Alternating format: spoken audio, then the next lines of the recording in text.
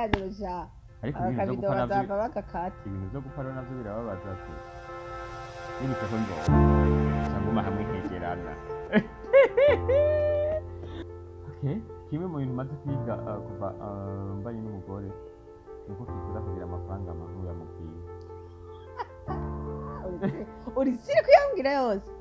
izina ry'Imana Imana iri mu ijuru ibona kandi ifite n'amaturo ufite amafaranga umugore ntiyamubwire kandi ngo hariho abantu bagira amakonti ntibayabwire nibo benshi ukagira konti umugore ntayimenye ukagira konti umugore ntayimenye ntamenye n'umushahara fise umuzigamye mpande zose nk'igice n'uru. Hola my people, ndabona mukije amahoro y'Imana mwiriwe na bwakeye bivanye n'amasaha muriko murabire ko kino kiganiro bijya n'ikiganiro turabona mukije amahoro y'Imana wherever you are muguwe neza twe ni sawa meze neza ubwanje ariko kandi nitwa NORASQUE ntero gatandatu NORASQUE solution I am man of God I'm new creation I'm son of God ndi umugabo wa FANNY LAVINE nuko bimeze ntama kugena umunsi nkwicaye hatari hose ni mukubafu ni mukubafu okay mukubafu ukiri kuravuga nje nibuka yuko twigeze kuresha abantu ariko iganiro twigeze kugira turatubwira ngo tuzakora ngo cyitwa nganiriza je nawe iki kiganiro cyahereye haciwe wewe ko nayo ndakubwira dukona hiyagiye ugaca wigira wanka cyavuga ni niyo projet nitwayibandanye n'umuntu yase ko badange mumva ari iki kiganiro cyahereye ukuri president yene nje ndavyibuka mwakina kiganiro nganiriza ganira kugira ngo akavuga ngo ngwi navuga nti ikiganiro cyitwanganiriza turi kumwe na FANNY LAVINE nivyo nganiriza muri navyibagira tuvuga ganiriza hari igihe numvaze ibintu by'ijanye numvaze ivyo twako turavuga amahoro y'Imana abantu namwe nari ndabakumbuye cyane ni FANNY LAVINE nakubali Mrs. Kezimana I'm a solution woman I'm a blessed woman n'ibindi byinshi bitandukanye ndabaramukije cyane nari ndabakumbuye numva umenga navuga ibintu byinshi ariko bana natwe rero tuganire nganiriza solution cup tuganire mubane natwe ntagire udahita ikiganiro oya noneho ntoreka kubwiriza ko uko umwanyere hatuma haza byiza ariko imbere yo kubwira banza upartage utarabyibagira kubera uburyo wava wibagira gupartage banza upartage hamubane natwe turabakunda cyane kandi twari tubakumbuye sana tubakumbuye hari igihe kirekire tutakora ikiganiro ja kuri solution cup iyi ni imwe mu ma platform ushoboye kuraba wahemukiwe n'umukunzi wawe ukaryoherwa iyi ni imwe mu macene ushobora kuraba mu Burundi ushaka kumenya ingene ushobora kuresha umuntu canke gukunda bikaguha inzira iyi ni ya channel ushobora kuraba ushaka kubaka urwawe bikakorohera ntugire ubwoba ndafite intahe ingene vyagenze kugira ngo ngire mariage ariko no munsi za kuganira ku bintu byinshi na cyane cyane k'indimu mwayumvise nkona ngene wewe utigera ugira ubwoba nkona ngene utwenga nkona ngene uteka we are fearless generation baraguhakaniriza wigishe gukunda umva ndabwire hemwe mbere yuko mvuga ibintu byinshi ndashimiye Festival Imana yabanye natwe mu manza twahoramwo sivyo gusa Imana igukunze igukundisha n'abantu guha abantu narose abantu banshigikira mu rubanza mwarakoze cyane ku ma message ku masengesho kumalimikashi everything mwakoze ariko mugikora n'ubu nabakiza kuturamutsa n'abatarazi bari mu kuza imiryango iruguruwe karibu ariko kandi ndashimira kandi n'umufasha wanje atigeze agira ubwoba hari ibintu byinshi byo gutinya no kurongorwa n'umugabo nka jewe intare ntatinya irateye ubwoba Imana digiye bitagaza antuka mariage yacu benshi barayibonye muravuze ati mwakoze mariage nziza ntaba ari twebwe ariko izina ry'Imana rishigwe hejuru. Haleluya. Igitangaza cabayemo harabayemo n'ingoma, Imana ishimwe. Nsanzwe n'umunyagiheta, arumva gukunda ingoma ni byari vyiteka cane. Abatamburinere baje kutugushigikira, abadohora ushusha kugira ingoma zisuye kuvuzwa. Nukuri mwese thank you sana. Ariko bebe umeze neza sheri wanje. Umamagaye bebe nibuka akantu zinasomye kare. Njye ndabise ingorane uvuze akantu hari genshi nibuka akantu. Okay, reka mazina kwishura imeze neza.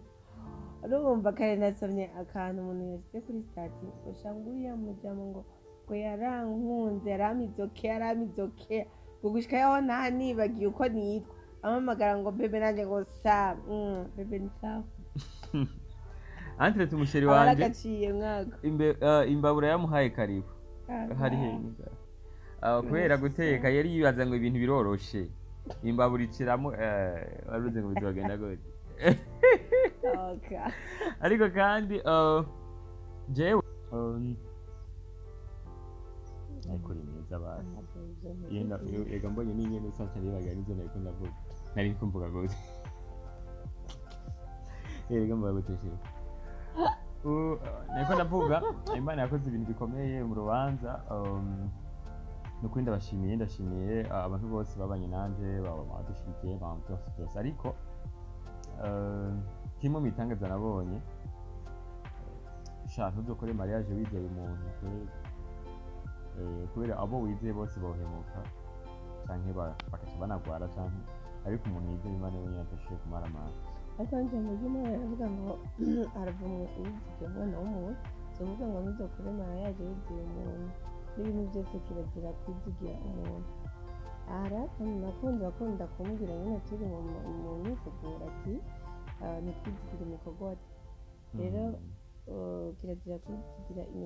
imikogote ku batabyumva ni ukwizigira ibintu bigaragara, kuzigira ibintu kanaka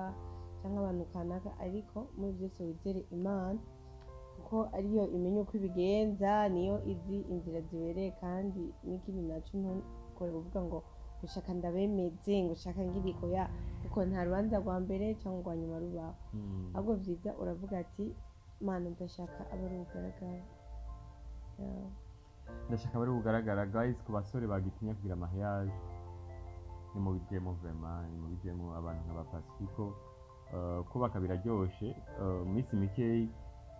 murabona ukubaho ngene gusuye kunga minsi mikeyi ntanguye kuza ndaronka kayi urabona yuko ndiko ndaba umuntu rya zina rya runyuziba antukuburi zokwibagirana. Ariko kandi umurana ko umusheri wanje nawe yabaye ideni renze mwako yabaye ideni renze. Abantu bamaze iminsi bambwira ati fana afashwe neza reka jewe mu bintu byo gufata neza umugore ni mu bambere ibintu byo gufata neza umugore navyize bakivyigisha kuri make y'ubu byarazinze. Babyigira he muri bibiri. ego uravuga ngo abahungu ntibagire ubwoba ngo bagire mu mariage cyangwa bavuze muri rusange n'abakobwa ntababeshe ntugire mariage ngo kubera wumvise wabyumvisemo, ahubwo kandi senga Imana wumve ko igihe ari ico nyene kuko ubushuhe baranabubwira dufise na Kenza ati twumva twogira mariage. ndibuka twise mu makenza rero nibuga ati ntugize mariage abashitsi badutse baraza kundamutsa ndabaza Imana tumara amasenge uratuzi ndabaza Imana utuntu genre urumva ugasanga uri kugira ibyumviro igihe kitaragera. rero namba wumva uri mu gihe cyo ni ukuri courage ntugire ubwoba ko turi ubwoko butagira ubwoba, ariko kandi ukaba wumva ari bishobisho biriko biragufata genda gahoro sha mwave uzogira. Okay, kimwe mu bintu maze kwiga kuva mbanye n'umugore nuko kizira kugira amafaranga amantu yamubwiye. uri siri kuyambwira yose izina ry'Imana. Imana iri mu ijuru ibona kandi ifite n'amatwi irumva. ufite amafaranga umugore ntuyamubwire, kandi ngo hariho abantu bagira amakonti ntibayabwire. nibo benshi. Ukagira konti umugore ntayimenye. Ukagira konti umugore ntayimenye, ntamenye n'umushahara. ntamenye umushahara. Rapapa zari umupapa yaje kuramutsa oya ntamamvuze izina kandi n'ikiganiro hari gato kiraburya nta mayoti baje. Oya nta yoti bora. aratubwira nyine yuko agira konti zibiri iyo umugore azi n'iyo wewe azi wenyine yakimya ndamubaza ati none nkawe gashaho upfuye umugore wawe ntazi iyo konti nta n'umugenzi wa sayizi nta n'umwana wawe ayizi byoca bigenda gute ati none mpfuye jewe sinaba mpomvye nawe nivuye ahomba urumva kandi umva iyo konti umugore atazi niyo iriko amafaranga ihagaze neza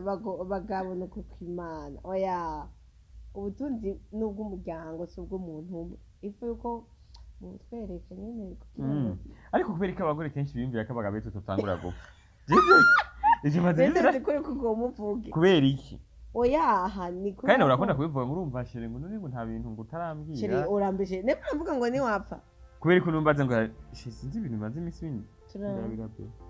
nziga bise ngo hende nirego ubyibuha hose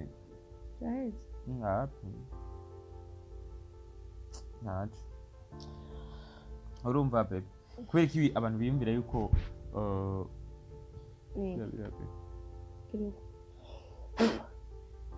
urabona rero wanteze ibikoko bande wewe wanteze ibikoko byaheze uri sawa urumva kenshi abantu b'abadamu bose biyumvira ngo twebwe abagabo nitwe tuzotangura gutaha oyaye nk'ubu bakubwiye je nawe we je ndazi ko ejo nzopfa imbere yawe oya ni je twebwe abagabo nitwe dutangura oya singomba je nzogenda usigaye urapambana uroze uri umuntu w'umugabo ufise abana nyine bigupfa rega biragoye muri umugore ufite abana biroroshe byose rero byiteguriye n'inzu n'utangura izina rya Yesu Kristo kibagenda rimwe abana nawe ntazogende wewe oya tubadaye ikiganiro sha ariko ibintu byo gupfa rero navyo birababaza se nibutse ko nzopfa cyangwa uma hamwe nkegerana urumva gupfa ahubwo umuntu atiyumvira akazopfa hemwe reka nje muri kino kiganiro yose cyo kuvuga ubutumwa ariko bazi umuntu atarakira Yesu Kristo kweri namwakira kubera ko inyuma y'ubuzima hariho ubundi buzima kandi busigaye bigazo ari burebure gusuma ubu nivyo wotwika woronka ibintu ugahitinga ukaba FANNY LAVINE abantu bakaguza barakuyaga kuri Facebook niyo abantu baguma bakondera kuri Facebook nibiki FANNY LAVINE yabaye FANNY LAVINE urumva wo kwandika kujya kwa FANNY LAVINE wo kwandika no gusumba hajya ariko udafise Yesu byose ni bure zero kubera inyuma y'ubuzima hariho ubundi kandi kimwe inzira yo kuri n'ubugingo ni muri Yohana 3:16 havuga gute sibyo kuravuga ubutumwa agenda bandanya mama we usigura none umudamu wanje ntaravese oya ndayiti wowe uri kuravuga wowe vuga muri Yohana igice cya 3:16 havuga gute ntuzinga havuga oya agenda hazi havuga gute ahubwo wavuge twumve jera baje jera ariko mwugeze kutuhenda umurongo wo muri Bibiliya uravuga ucusoma bitari ucuvuga ibitari wowe tubwiye twumve yuko tubesha urukundo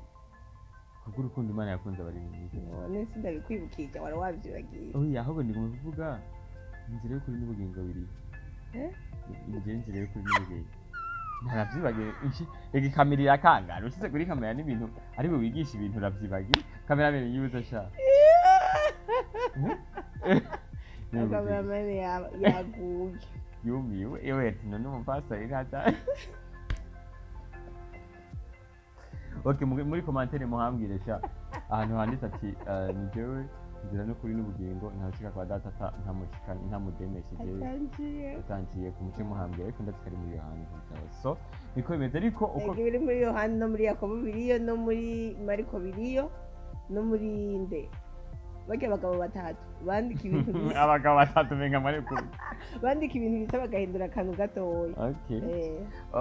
ikindi naco nagomba kubasaba ikigongwe kuri babandi babonye ifoto ndiko ndasoma umufasha wanje bikaba babaza bakumva baratunguye NORASQUE arasomana n'ivyo ndi umupastori ndi apostle ndi umudadi tegeze ngo n'umuja baraho yanditse ngo gaho waje ku NORASQUE kugafise ngo umupare w'umudadi ngaho nako reka duza umva ngo kabaye gaho kadadi rero okay je n'umudadi barandi ariko jewe rero dadi bari umudadi n'umuki n'umuvyeyi w'abantu nje sindi umuvyeyi ngabizi ko nje abana mfise abo bazi nabo batazi ababoneka n'abataboneka abataraza n'abatano so mumbabarire kwa mwarabonye ndiko ndasomana ariko rero naguma ndabemeze nukuri muransomana mwana shaka no usubire ndamusome ubu ni kwanje biremewe. Hari umuntu yanyandikiye inbox ngo nukuri turabakunda ngo ariko ngo ari ibintu mutakwiye kwerekana mu cy'ikirundi. Hewe ibintu tutakwiye kwerekana mu cy'ikirundi ni ibihe gusomana naho tutosomana abasomana birirwa barasomana kandi bataramenya Imana, ahubwo ni byiza twe tuzi Imana ko dusomana kandi tugasomana mu butungane mu Rwaneza. Ariko uyu mugore wanje nafise ukuntu yansomye ngo bitera abantu ikibazo, shira uzuransoma winengesera udatera abantu ibibazo. Nza kugusomera mu bantu ubwo munsi nuko byashitse nyene ntuzonyongera rero.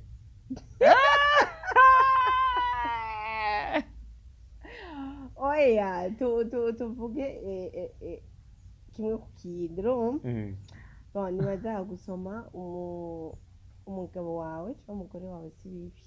apana kuca uvuga ngo je ngo nanje ngo mfise fiancé tuzogana mariage mu ndwi ngo kadusomano ya kirazira icaha naje ntimwigeze mwigeze bana ntarashira mu rugo nkozako kirazira. Ariko bimaze kwemerwa ndibuka n'umunsi tugira mariage apotre yaratubwiye ati dusomane imbere y'abantu kugira ngo bireke kwitwa icyaha, kubera hariho nyine nivyo ngira ngo kubera turi sinzi ko ari igihugu cyacu cyangwa ko ari imyiyumviriro y'abantu bamwe na bamwe babona umenga gusomana n'icyaha, gusomana ni ego ni icyaha uruhande rumwe ku bantu batabifitiye uburenganzira, nkuko ku bantu bamaze kwetegurwa n'Imana n'amategeko n'abavyeyi soma aho abonye urumva ntibiba ari icyaha. Ariko n'ukuri mwirinde gusomana mutaragera hava bibononera kazoza kanyu gasanga murahushije intumbero y'ubuzima bwanyu. Sino si ibintu bya danje brem. N'umunsi numva amenga uramutsa abantu bari mu bihugu by'Abarabu sinzi bivuyeko ariko wararisha amahera y'abandi ndabaza ko twaravyibagiye yaguze costume yaguze costume yabaye kuri mariage. Numva nuramutse abantu bari mu bihugu by'Abarabu bari mu bihe vyi Ramadan nico gihe ngo bagira akazi kenshi gusumba indi minsi wherever aho muri abantu bari mu bihugu by'Abarabu na cyane cyane mama nkunda cyane uriya mama turamuramukije cyane cyayimenya. Yego so ndabaramukije aho muri pole na kazi canke ongera na kazi kubera ko udakora nk'umurya rero ongera sana na kazi. Ariko kandi mu Burundi turabakumbuye, ariko ukazokumva ijwi kubwira iciza muri wewe mu mutima uzocumenya uti ni Imana, ukazokumva ikibi uzocumenya ko ari shetani. So iyo Imana yari tubwiye ati genda mukore tuzora tuza tubabwira ati ivi na ivi na ivi, ubu nta gihari cyo kwireguza. Ni ukuri tuzobaha tuzotumira amakouple menshi na cyane cyane kugira ngo mwubakike. Kubera abantu bavuze ngo sinzi umuntu yari postinze ngo ari ngo nigiki kwigisha ngo bamaze kubaka mbona documentaire nk'uko bo twigisha iki ngo nabone ngo ataca baramenya burya tuzi twinshi nimusine tuzi byinshi nibaza no mu mafilime dukina ntiturondera abantu bubatse ngo bari bubazi twandikire basi Imana ishimwe turubatse ubu hari ibyo twari tuzi tugatinya kuvuga mu ngubu tuzobivuga ngire ko ngaho nyene. Ku bantu bariko bakurikirana filime tuko turakora, hariho filime tuko turakora yitwa Urugo. Please mureke kuyitiranya bijya bintu biriko biraba mu rugo n'ibintu n'ubuzima tubayemo. Uyu n'umufasha wanje mu buzima busanzwe, ariko muri filime nta naho duhurira. Bijya turahura muri filime, turi muri filime imwe ariko sinzi ko duhura canke tudahura me ko tuzohura cyangwa akapolo mu mana turahura. Okay, ariko rero mumve yuko bidasa ntibisa na gatoyi ijya ni filime ariko ubuzima busanzwe umufasha wanje. So ariko kandi merci beaucoup ko ariko barakurikirana ijya filime irimo inyigisho nyinshi cyane, natwe ubwacu tuko turayiraba turavuga ati wow, Imana yarashimye ko abantu bayo biga, abantu bayo binjoyinga, abantu bayo baryoherwa. Mugume muri partage irikica kuri platform yitwa FANNY LAVINE official kuri YouTube, ariko kandi kubakurikirana FANNY LAVINE muhora mubona amalinki kuri Instagram, kuri Facebook, ariko TikTok na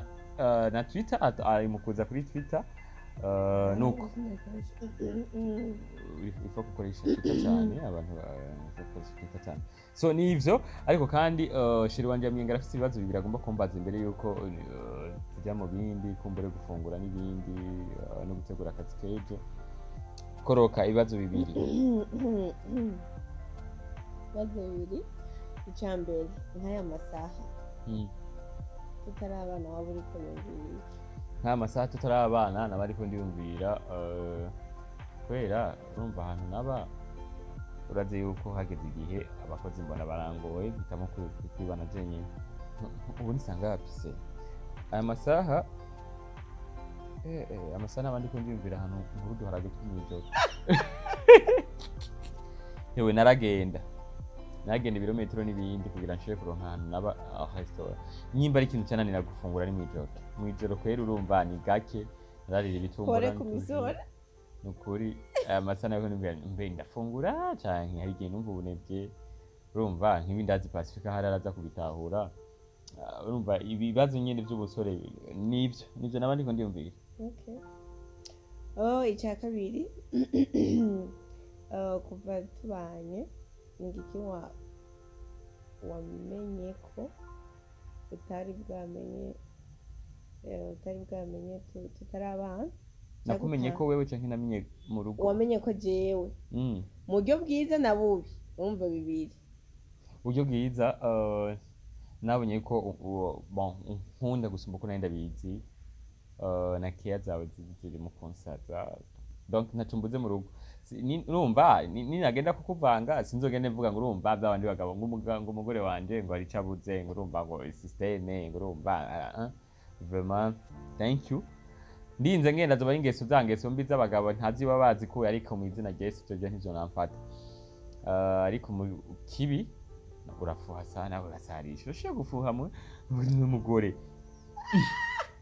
ucu tanga impamvu rero banapfusha umuntu ava kubuza abasara oya ahubwo iyo nyine warasatse n'ufuje urashaka kumfuira uzi ningene vraiment genda gukunda ugafuha hamwe ubuda ibyo bitu byihoze hewe umugore rero yafushe opfu menga nikamyo bateretse mu nzu hamwe bugati ndabuza aho nca harabavye